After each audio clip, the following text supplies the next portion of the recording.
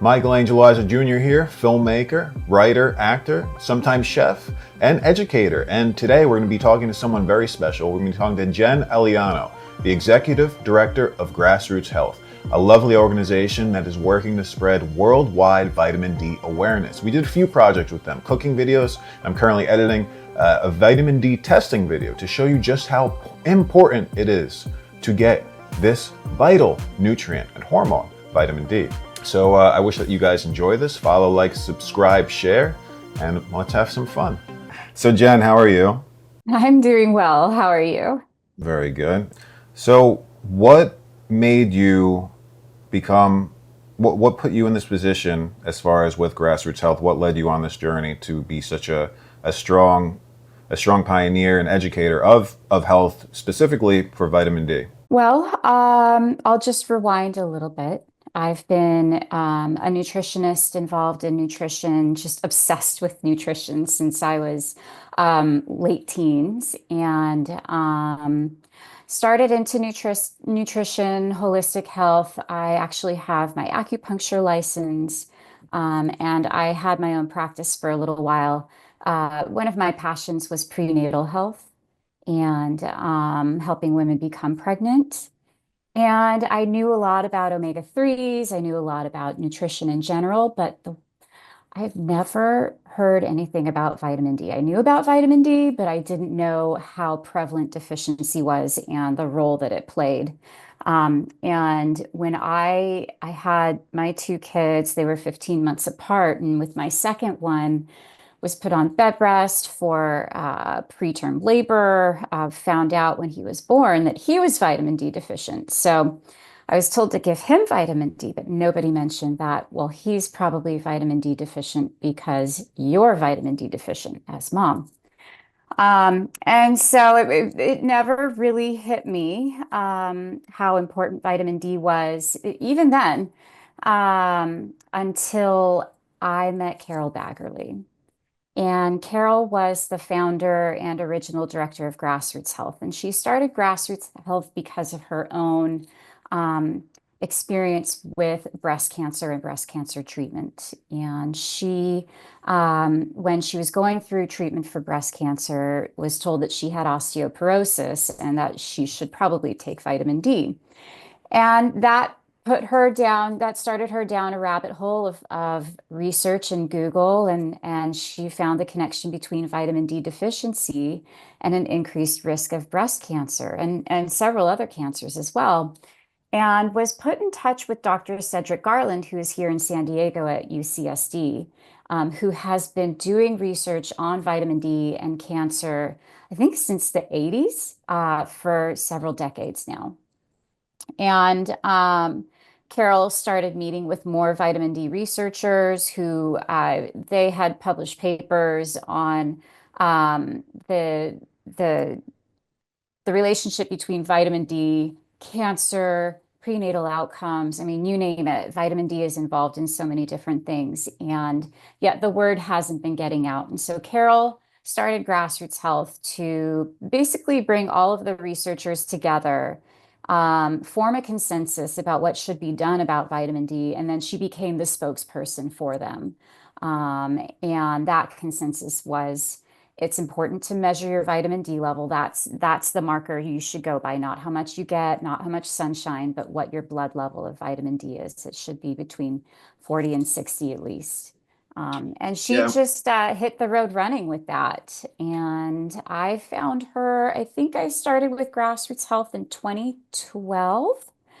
And just I basically had a role in every single part of the organization. And then she recently passed away, and I took over her role. So yeah, it's been quite a journey, but very eye-opening, and just here to keep spreading the word. Yeah, back to what you said in regards to Carol having breast cancer and being recommended to take vitamin D. Over a decade ago, my mother had breast cancer and her D levels were low upon testing upon her initial diagnosis. That was our eye-opening sort of moment as a family to where, I started researching and educating myself because I saw the lack of integrative health within the the healthcare system, and how they just basically bandage things with writing prescription medications and all these things, not addressing the root cause and simplicity of just working with nature. Because we grew up in the sun. We evolved from being outside in the sun, hunting, farming, all these different things. It's so vital and so natural to us to be outside. I mean, I know in New Jersey we can't get the sun all year round, but so supplementation is definitely essential. But even when I was in the sun during the summer, back to you talking about testing your blood levels, my vitamin D was like, I think 30, 32, 33 or something nanograms per milliliter. And I am out in the sun all the time, shirtless, short shorts. So I thought I was absorbing it just from the sun because I wasn't supplementing. And apparently I wasn't, because it was relatively low, in my opinion. I went from 86, I think in March was the last test with you guys, yeah, to like 30 sometime when I had tested last in the summer. So it's pretty crazy. And I know there's all different sort of cofactors in regards to your body's vitamin D level. Maybe you can address that. I think you're an excellent case to talk about because you're one of a few who you do your best to get vitamin D just from the sun. And so, correct me if I'm wrong, but you were taking 10,000 IU of vitamin D by supplement during the winter, and then you were not supplementing during the summer and just relying on sun exposure, correct? Correct. With the K2, magnesium, and B6. So there's a lot of different factors that go into whether or not you're able to make vitamin D from sun exposure. One of the biggest considerations is whether or not UVB is available. So there's something called the shadow rule. And when you're outside and if your shadow is taller than you are tall, like if it's longer on the ground than you are tall, you're not getting UVB and your body's not able to make vitamin D without that UVB radiation. So that's one thing to keep in mind. Midday is when usually you are taller than your shadow is long, and that's when you're getting UVB. But again, places like New Jersey, when you're above a certain latitude, you have what's called a vitamin D winter. And it's during those months that you don't get any UVB. Um, so your latitude, it's a time of day, in the middle of the day is usually when most people will get UVB. But depending on where you live, how far from the equator, you will only have access to UVB during certain times of the year. At the equator, it's available all year long. Here in San Diego, it's available all year long, but the time frame in the middle of the day gets shorter during the winter. And then above a certain latitude, it's not available for the higher the latitude, the longer your vitamin D winter. But then even if you're going outside, cloud cover, smog, sunscreen, clothing, you do have to have as much skin available to the sun to make vitamin D as possible. Of course, taking care not to burn. That's our number one rule. And especially when you're coming out of winter, you need to kind of acclimate. So you slowly start exposing your skin, short amount of time at first, and then increasing the amount of time in the sun. But there's also, as we age, we get less effective. Our skin is less effective at producing vitamin D. Our skin tone, the darker our skin, the longer we need to be in the sun to make the same amount of vitamin D. Because if you think about it, that melanin in our skin is a natural sunscreen. It blocks the rays. And so somebody who's very fair skinned doesn't need to be in the sun as long as somebody who is, you know, dark brown or black skinned. They actually need to be in the sun probably a good hour to make the same amount of vitamin D as somebody who's very fair skinned. So there's a lot of different factors that kind of complicates it, but not to discourage you from trying to get your vitamin D from the sun, because there's so many other benefits of getting sun exposure, well beyond vitamin D. Like you said, we were meant to live in the sun, everything from the infrared to, we've got the blue light that we need. Um, This is a whole spectrum of wavelengths that do multiple things to our body that are healthy for us. But again, taking care not to burn. And then also, if you're relying on the sun for vitamin D, that's where it's really important to measure your vitamin D level, because otherwise you're just guessing. And I do want to make it very clear, because there's a common misconception that if you go outside and you're only exposing your hands and face to the sun for 5 to 10 minutes, I see this all the time written up online. All you need is 5 to 10 minutes in the sun, and with your face and hands, and you're good. It's absolutely not. Absolutely not. No, that makes complete sense. Listen, I'm in short shorts and barely any clothing. I was having trouble apparently, or my body was having trouble apparently, getting the required vitamin D that it's needed. So it's pretty crazy. And as you said, the spectrum of light is so essential for our health. And now this time of year in New Jersey, like psychologically, it plays a big toll. The lack of sun, the lack of that feeling of creating it's like natural melatonin secretions from the sun and all those different things. I don't know if you want to talk about that and address how the sun is like I guess you could say, a precursor to an antioxidant, melatonin, correct? Yes. Melatonin is, it's been said for a long time that glutathione is your master antioxidant, but they're discovering some new things about melatonin, in that each individual cell can actually, your mitochondria can produce it, and that it's a stronger antioxidant, or has stronger antioxidant properties than glutathione. So there's, yes, you could call it a master antioxidant. And I'm sure there's much more about our bodies that we still have yet to discover. So maybe there are other master antioxidants. But the point being, the sun, whether it's the UVA rays, what those do when they hit our skin is it helps our body release nitric oxide, which is very important for our blood pressure, also for our immune system. Our body makes different types of neurotransmitters and hormones, from the beta endorphins, and with the melatonin. Yes, it's kind of similar to vitamin D, where it has hormonal effects. It's a hormone, but then it's also a molecule that has these antioxidant properties, and it's doing all of these other things in our body. But that sunlight exposure is really important for regulating that, which all plays a part into our circadian rhythm, and our sleep, and our overall well-being, our body's ability to heal. As Hippocrates said, he noticed those who are healthier live on the sunnier side of the hill, right? So it's been an observation for centuries that the sunshine is essential for our health. And again, it goes well beyond vitamin D. So, um, but maybe you can look at the vitamin D level also as a marker of, well, it could be your sunshine marker. Are you getting enough sunshine if you're not supplementing? So that's another way to look at it too.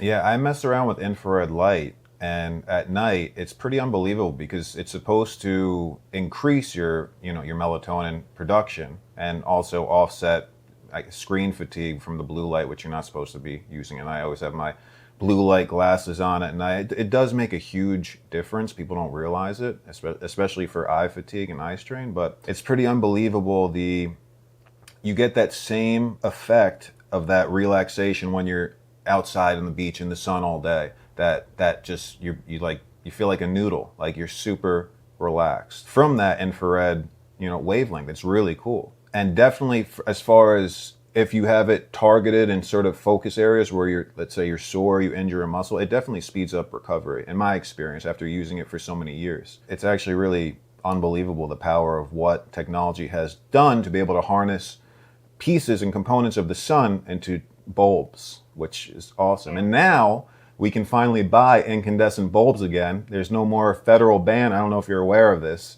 So the LED, which they were mandating for so long, which LED it nauseates me because like think about when you go in the store or Walmart or something at night, all those fluorescent bulbs, it makes you feel crazy. Like I don't know how people could work there and do night shifts. It's so not right, and it's so throwing off your circadian rhythm and creating some sort of psychological despair. It's not natural for us. Now that we're able to buy incandescent bulbs, oh my God, it's just simple things, and I'm so happy about that. I don't know if you heard about that, but I'm very happy. I'd not, but that does make me happy as well. And you're right, it is the simple things, and it's the simple things that we're given. Everybody has access to the sun. It's different environments, but the sun is absolutely essential for our health. And to be inside all day and be afraid of the sun, that's another thing. The sun actually has when you're making vitamin D in your skin from the sun, it actually helps to protect your skin from damage, from the DNA damage. Your skin has its own microbiome that works with the sun exposure that helps protect your skin as well and your immune system, overall health. I kind of wish I knew that we were going to be talking about this. I've got such a great little handout, and I can't remember all the specifics of what each wavelength has the capacity to do. Um, but there are certain built-in mechanisms that protect our skin from sunshine. But again, the number one rule is just don't burn, don't burn. Right. And there are some foods that you can eat that act kind of like internal sunscreens. Like Um, astaxanthin supplements. Yeah. yep. And one of my favorites is chlorella, sun chlorella, um, omega 3s. Yeah, and Yeah, the it's unbelievable. polyphenols are good. So, I feel like more people should kind of step out of that fear and, cover your face. Yeah, the skin on your face is thin, and you want to just do your best to protect your face and your ears. So wear a hat, but get your skin exposed without sunscreen for a little bit at least, and then cover up, and work your way up to longer times of exposure. Now, how do you feel about? I don't know how much research is out there in regards to the seed oils and their inflammatory effect of being in the sun is sort of oxidizing and creating basically, I guess, inflammation inside out and even in the skin. I'm going upon Dr. Mercola's newest research, and I know he has a lab in New York that he's doing this whole thing to prove that you can actually generate energy from the sun. Correct me if I'm wrong. I don't know if you're aware of this. Like I forget what the terminology was, but it was incredibly interesting. I saw he had mentioned it in his newest book. It makes sense if you think of it, the infrared, the heat from the sun. There's certain wavelengths from the sun that can penetrate all the way into your bone. And if you think about it, heat is a catalyst, and heat is a natural energy producer. I don't know enough about the research that he's doing, and I mean, seed oils. I think that when you have such an imbalance between the omega 3s and the omega 6s, so the omega 3s are anti-inflammatory and the omega 6s are pro-inflammatory. You need a natural balance. You need both. But most people with our Western diet and overly abundant processed and fast foods have a much higher amount of omega 6s than they should. And it's already, I mean, it's naturally inflammation producing. And so I don't know enough about the specific reactions that it might have in the skin. In fact, there's two new papers. Dr. Michael Hollick just, I think yesterday, a new paper that he published on the skin that I haven't yet read in detail. And then there was another one that was recently released, I think last month, on the skin and inflammation and the microbiome of the skin. But I haven't taken the time to sit and read either of those yet. So check back in. I'll share those No, I papers with definitely you will. too. And let's clarify, vitamin D, it's not just a sort of emergency for the United States, it's worldwide. There's a deficiency of people with vitamin D, which is pretty crazy. And for something so inexpensive and so effective to alleviate cancers, autoimmune diseases, all these different things, the information needs to get out there. And now it seems that things are getting better. Maybe you can share your experience as far as trying to get vitamin D recommendations, numbers, as far as getting it to governing bodies to enlighten the public. Maybe you can mention your struggles with that, trying to have them hear you, so to speak, to raise the guidelines and everything. We're working on that. And just a quick mention, there are certain organizational bodies that are responsible for creating guidelines, right, for our health, creating coming up with the daily recommended intakes of certain nutrients and what recommending what level the public should have or what intake the public should have, the general healthy public. Okay, well, what should practitioners do for certain patients or recommend? And unfortunately, there's been so much confusion. And I don't want to talk too long about this, but with nutrients and especially vitamin D, it's tricky because these organizations have, they're used to the medical pharmaceutical model of research, randomized controlled trials. That's the golden type of research. That's most of the time the only type of research that these organizations will look at. Well, randomized controlled trials were created to determine the effectiveness and safetiness of a drug, a pharmaceutical agent that is not naturally found in our body. And so it's very easy to create a control group and a treatment group. So the treatment group receives this drug and they follow this person for a specific outcome, a specific disease. So say, for example, blood pressure. So a certain group will be given the drug, and then the other group, the control group, will be given a placebo. And then you see, okay, well, what's the difference between the group that received the drug and the group that received the placebo in terms of their blood pressure? The problem with nutrients and the problem with vitamin D is that everybody has vitamin D already in their body. You cannot create a true placebo group, a true control group. We are getting vitamin D, granted, not enough, most of us not enough, from the sun, from our food, and we are also getting it in our multivitamins if we're taking them, in other supplements. And so, one of the big problems with randomized controlled trials, say, we're looking at high blood pressure again. Well, we'll give the treatment group, let's say 4,000 IU of vitamin D. And yeah, maybe we're giving the control group, you can't, in certain cases, you actually can't give no vitamin D because it's unethical, because we've all agreed everybody needs at least 400 or 600 IU of vitamin D. So the control group will be getting that minimal amount of vitamin D. Mind you, they're already getting vitamin D from elsewhere.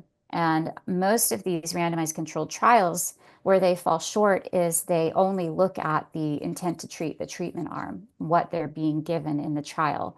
And they're not measuring their vitamin D level to see how much vitamin D they're actually already getting or already have. So that's one of the points that really causes these trials to fail. But then also, because they're already getting vitamin D in the control group, you can't do a fair comparison to say that people who are getting 4,000 IU of vitamin D compared to 400 IU of vitamin D, you don't see much of a difference in terms of the blood pressure. Well, it's half the time it's because they're both getting enough vitamin D already for a certain outcome, or they're both getting, you can't really tell how much this group over here is getting, or even how much the treatment group is getting. So I can talk about many other problems with why these governing institutions are really, um, it's harmful not to look at and consider other trials like the observational studies, the mechanistic studies. We know that vitamin D plays a role in regulating our genes. We know that vitamin D is absolutely necessary for our immune cells to function properly. Um, and so to just toss all of the other evidence out and only rely on randomized controlled trials is doing a big harm to our public health. We have corruption on a systemic level, on an academic level, where these institutions who perform studies for these pharmaceutical companies and corporations are completely biased because they're getting money from them, so they can say and do whatever they want. And there's no money in it for these people to advocate for something that costs pennies, like vitamin D, something you can get online, something you can get from an array of different sources. I mean, I remember during COVID, they were trying to ban NAC, N-acetylcysteine, which they use for glutathione, to the master antioxidant. People overdose from Tylenol, have severe liver damage. It's a lifesaver.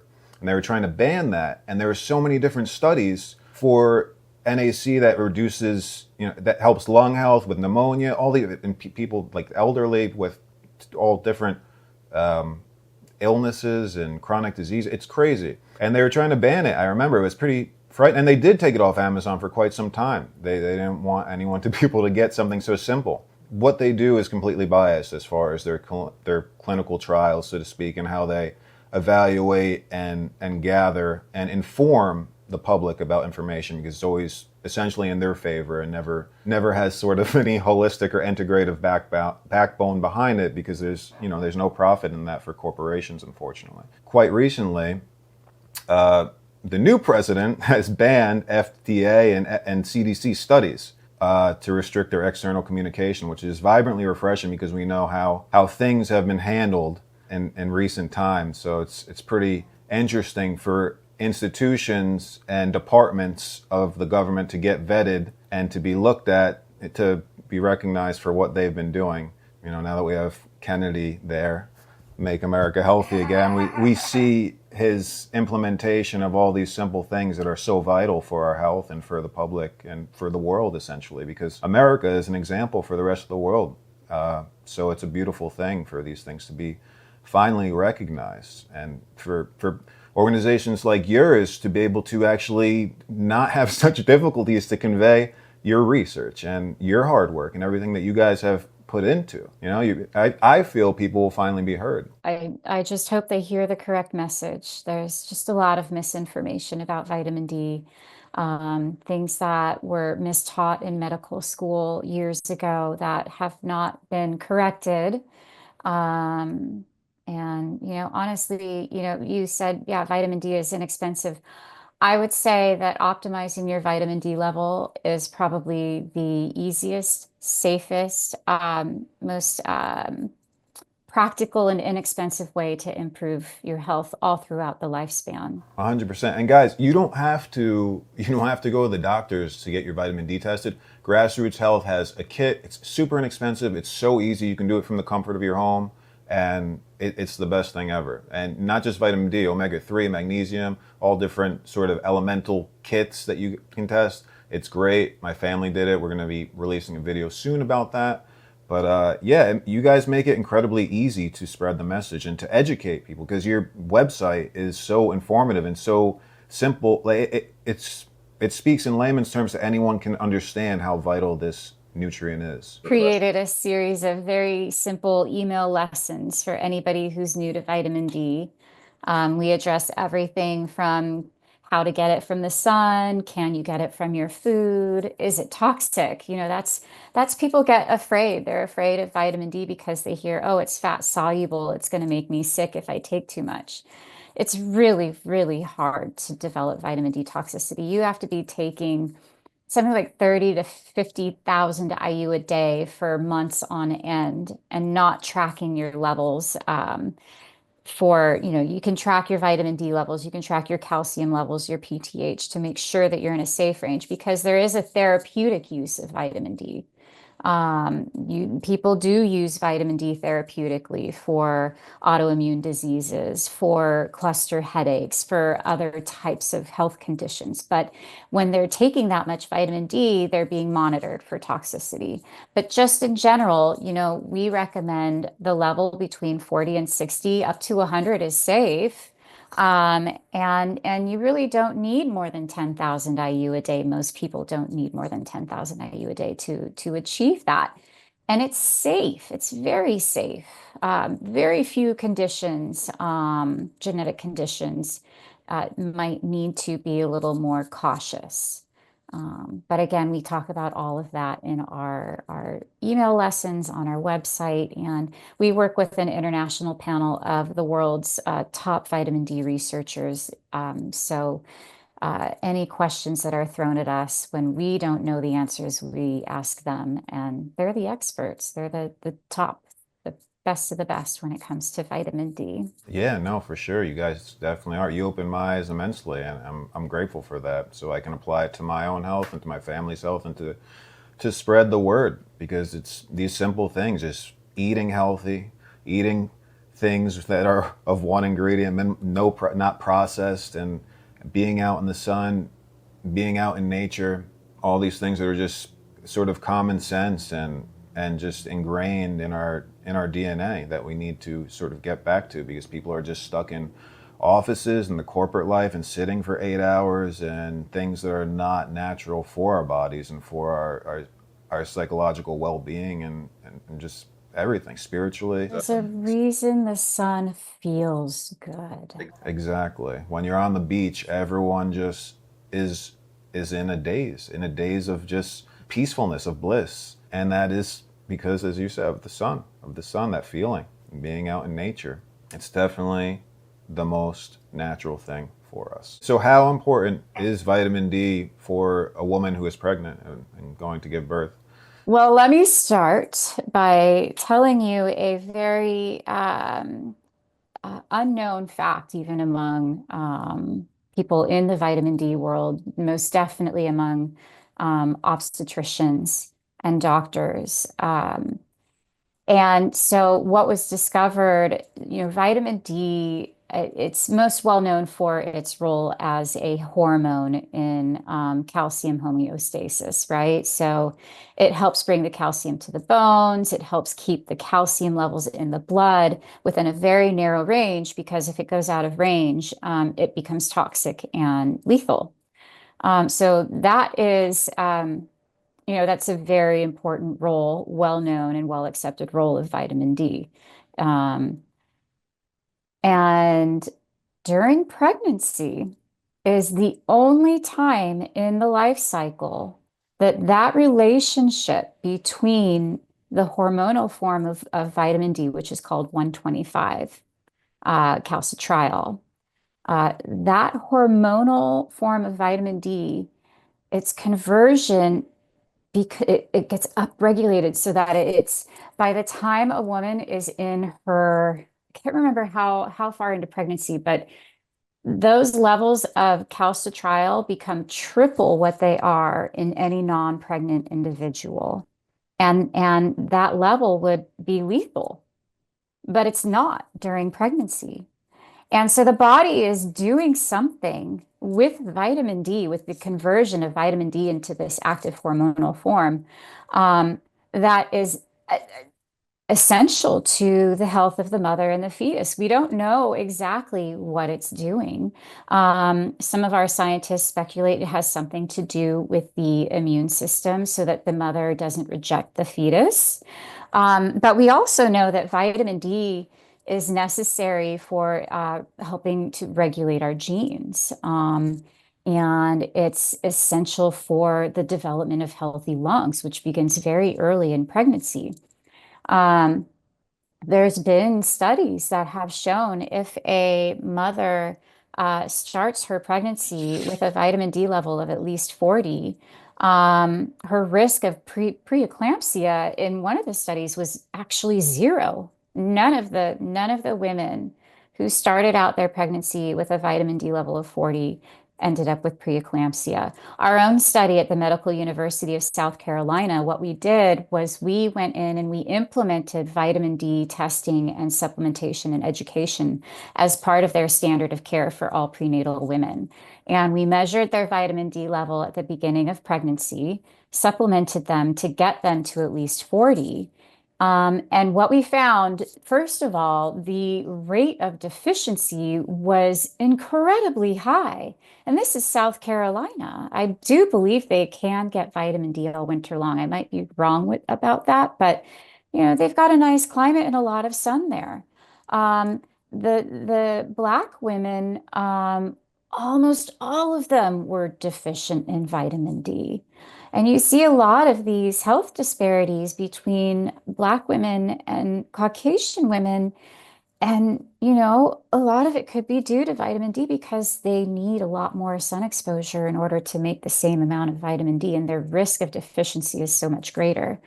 But what we found beyond the rates of deficiency in these women coming in for their prenatal to start their prenatal care was that the women who achieved a vitamin D level of at least 40, their risk of preterm birth was, depending on which analysis you look at, but basically cut in half. Cut in half. And preterm birth itself is, it increases the risk of so many diseases for that child. Um, One of them being asthma. And there's a study that I'm actually going to be talking to one of our scientists later on today about his study. But what they found was that the women who were receiving vitamin D throughout their pregnancy, their offspring had a much lower risk of wheezing and asthma and also allergies. Um, and it's so unfortunate that, first of all, this is a safe, like we were saying earlier, it's incredibly safe.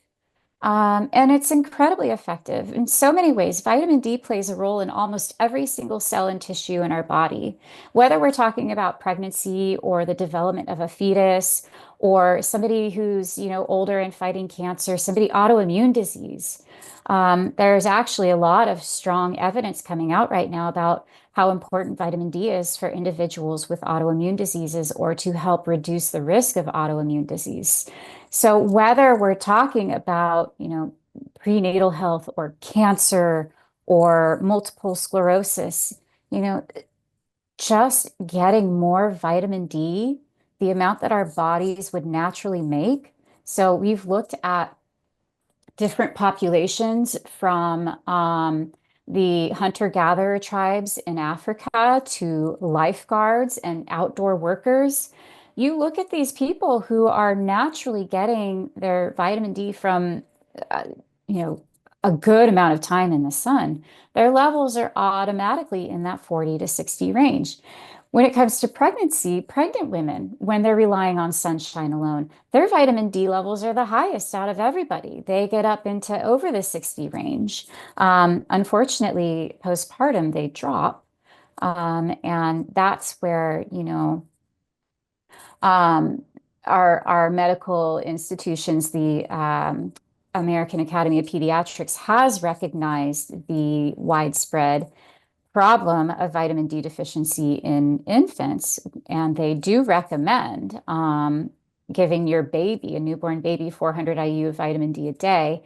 Unfortunately, not a lot of doctors remember or comply or teach or educate their patients about it. So these babies who are being fully breastfed are starting out their life vitamin D deficient. If their mother is unaware and she's not supplementing the baby, or even better, if the mother is taking vitamin D herself, she can get enough vitamin D into the breast milk, but she has to be taking about 6,000, 6,400 IU vitamin D a day. And then both the mom and the baby get the benefits of vitamin D. Again, it's incredibly safe. All of these studies, these prenatal studies, our own study, zero cases of vitamin D toxicity at these intake levels. Why are we not doing it? Yeah, something so simple. I know vitamin D deficiency, I've learned from Grassroots Health that it's been linked to brain, circulatory, respiratory, muscle, bone, autoimmune, as you said, reproductive, all these different forms of health, depression, anxiety, schizophrenia, Alzheimer's disease, ADHD, autism. Obviously, vitamin D is so important for neurological development in a fetus and in a growing child. So it's something so simple can be, the problem can be solved overnight, literally. And thanks to you guys are spreading this information so people can be more aware and add to a healthier life for their families, for their children.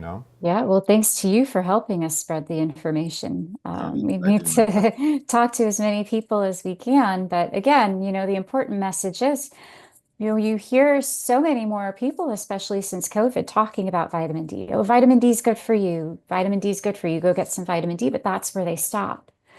They end at, oh, just go buy some vitamin D. Oh, all you need is 2,000 IU a day and you'll be good. And that's just doing the whole message a disservice, because everybody responds to vitamin D differently. The dose response, where you could be taking 2,000 IU of vitamin D and you would be easily in the 40 to 60 range. Whereas I could be taking 2,000 IU a day and I would be stuck in the 20 range. And it's because we're all different in terms of our digestion. So we've got genetic factors that play a role. We've got our digestion, certain medications, a lack of cofactors. I mean, there's so many different things that come into play that determine how our body absorbs and utilizes the vitamin D. And that's why it's so important to look at our level, because it's the amount of vitamin D in our blood that matters. That's how our cells access the vitamin D. Our cells they have their own capability to convert vitamin D into its active form, and that's how it works on the DNA in our cells. But if our cells are not getting the vitamin D from our blood, then they can't optimize, their function can't be optimized. Um, and there was something else I was going to say along those lines, and now I've forgotten. Oh, okay, yes, that's right. We actually have a husband and wife. So with our study, in case we didn't cover this before, we've been running the vitamin D action study since 2007. And it was started because back then it was really hard to get your vitamin D level tested. A lot of doctors weren't testing it, and it was really hard to get a home blood spot test. And so we started this study by offering a home blood spot test for vitamin D along with an online questionnaire. And we ask questions such as, a little bit about your health history. We ask about your intake, your sun exposure, because all of that's important. And we've been reporting on those results. We've published several papers, but it's fun to hear the stories that come back. And one of them, we have a husband and wife participant who realized that they couldn't take like the same dose wasn't good for both of them.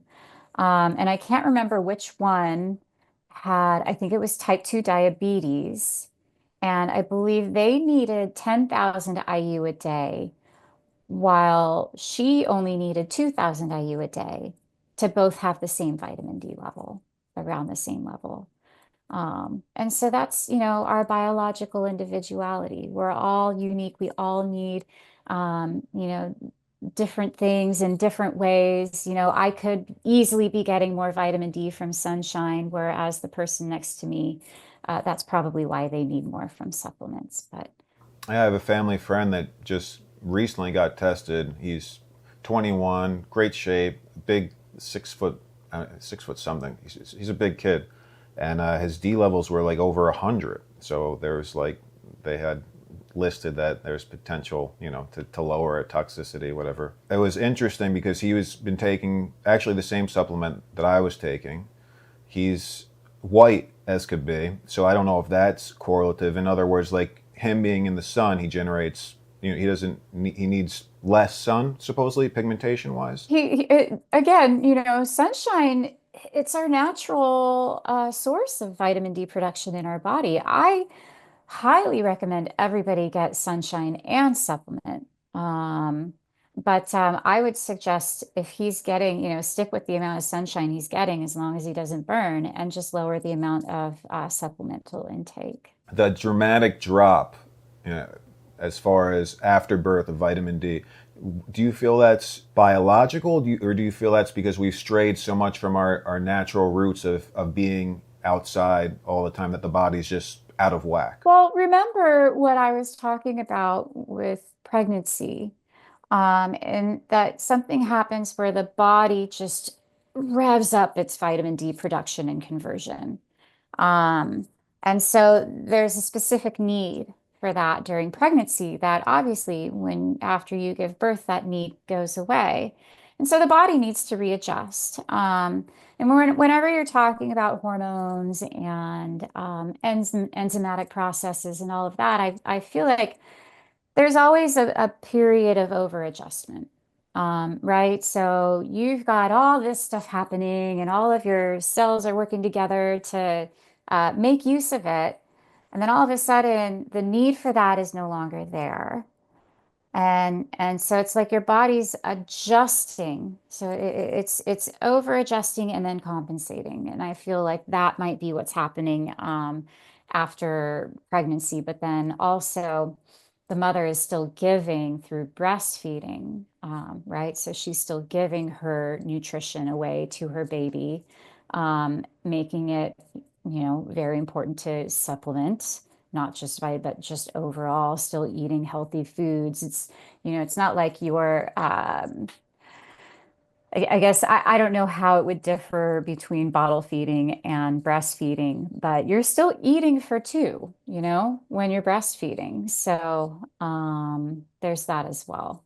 Yeah, no, 100%. Because we see, especially like the consensus of what people feeding their children formula, we see what's in the formula. It's corn syrup, solids, all this gross garbage that's not meant to be ingested by a child, Yeah, and and tons it's of missing, just all the healthy bacteria and the flora. And in fact, I was speaking with one of our vitamin D researchers yesterday, and they're discovering new compounds, like new vitamin D compounds in breast milk.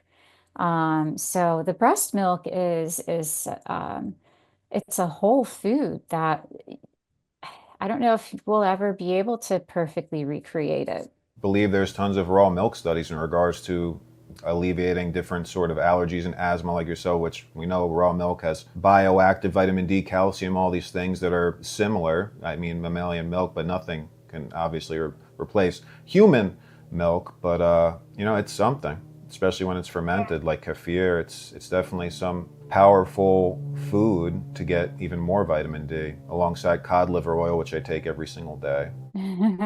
All of these things, the people just need to implement them, because we know a majority of mothers and people who do give birth are not having a full, healthy, nutrient rich diet.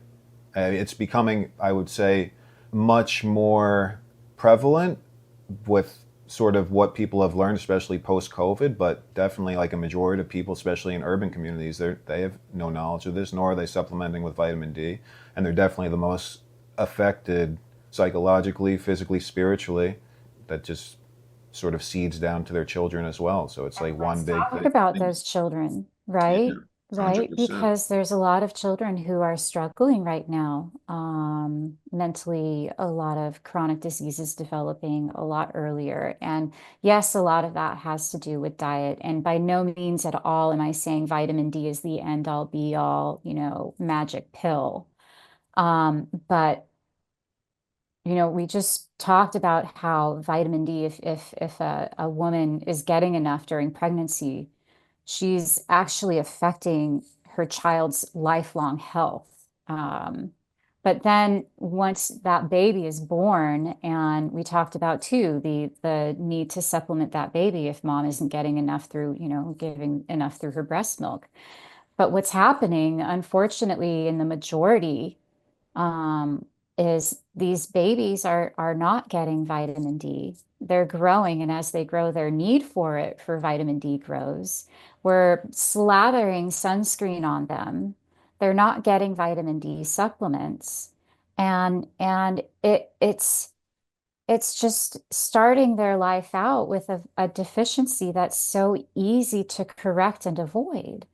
And my own personal story, which I can only look back and learn now because with my second son, I started him on vitamin D when he was really young because I was told he was deficient. And he got vitamin D, and then I started giving my other son vitamin D. And so their levels were great because mom was giving them their vitamins. Well, they're teenagers now, and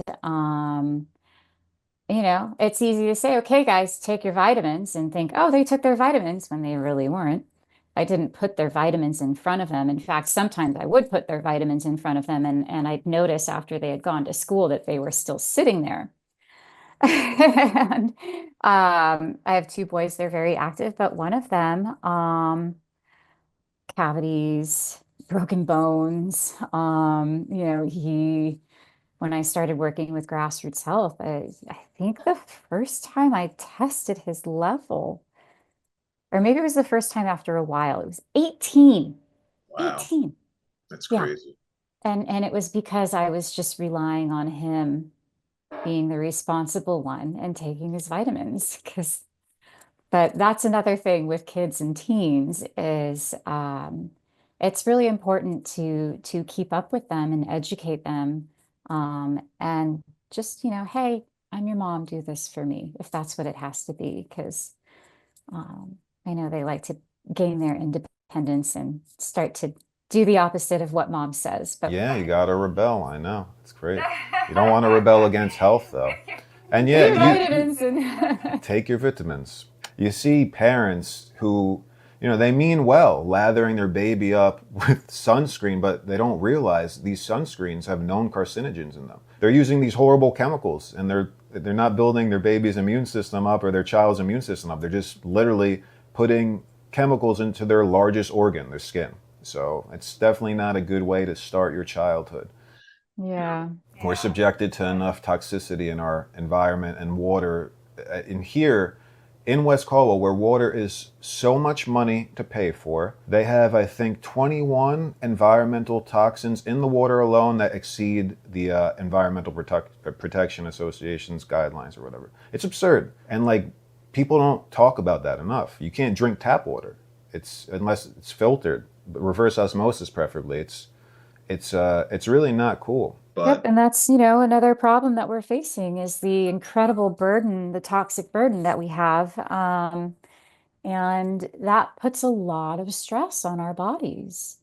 And it increases our need for nutrients like vitamin D and the antioxidants like vitamin C and vitamin E, because not only are our bodies, aging and having to fight physical stresses, these toxins, our bodies are then having to try to expel these toxins, or they're interfering with the proper function of our of these nutrients and minerals that are supposed to be, doing their job to, keep us healthy. Well, a lot of these toxic minerals block those from performing, and just a lot of disease comes from that. So our body, and that's the other reason to really be mindful of what we're giving ourselves in terms of nutrition and sunshine and all of that. You know, Between the loss of nutrition in our food and the barrage of toxicity and stress, physical stress, mental stress, any type of stress, anything creating inflammation in our body, we need more nutrition. We need 100%. more nutrients. Yeah, and it's really easy. It's very easy. Yeah, I mean, you can find all of Jen's information with Grassroots Health at, please market Grassroots Health right now on yourself. Tell the audience where you can find you, where you can follow your work, where you can get test kits, which is to me, the most important thing, to get tested. You get your vitamin D levels tested because it's easy and it's fun. And you'll see that when we put together our family testing vitamin D video. So Yeah, I'm excited to see that. Yes, it's grassrootshealth.net. And I'm always happy to answer questions. You can email me. It's Jen, Jen, at grassrootshealth.org. But our website is grassrootshealth.net.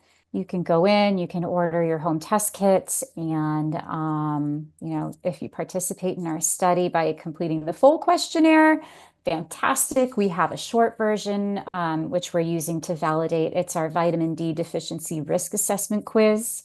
If you want to do that instead, just email me and let me know. But yeah, and we've got a ton of free education and resources. Sunshine Month is every May, and I did write our Sunshine ebook, which you can find on there, and you can dive deeper into all those health benefits that we get from Sun Beyond Vitamin D as well.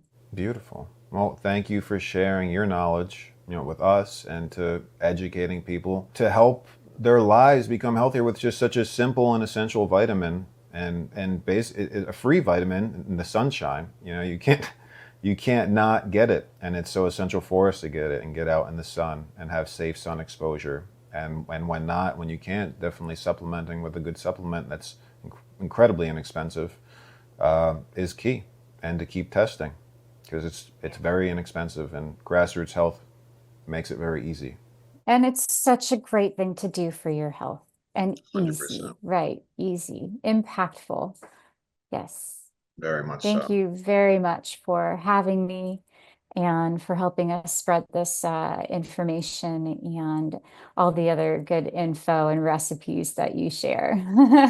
Looking forward to more of those. No, me too. I appreciate it. It's fun. It's fun. As I say, my goal as a filmmaker, as an actor, and a writer is to make movies that matter, to awaken society with purposeful entertainment, to give some unbiased information based upon personal opinion to help people formulate their own opinion, based upon our information, or we don't have an agenda. We're not trying to make some sort of immense profit at the stake of lives. We just want to help people live the best lives that they can, and I feel our goals are synergistic in that sense. Grassroots Health, my goal as a filmmaker, to spread peace, love, and kindness and unbiased awareness.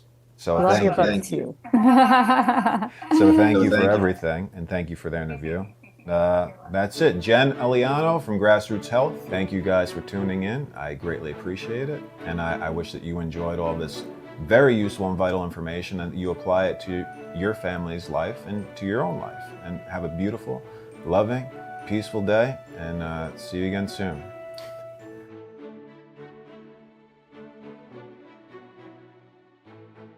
Hi, darling. Where are you? You didn't call me all day. Call me. Make my day. Love you. Hello?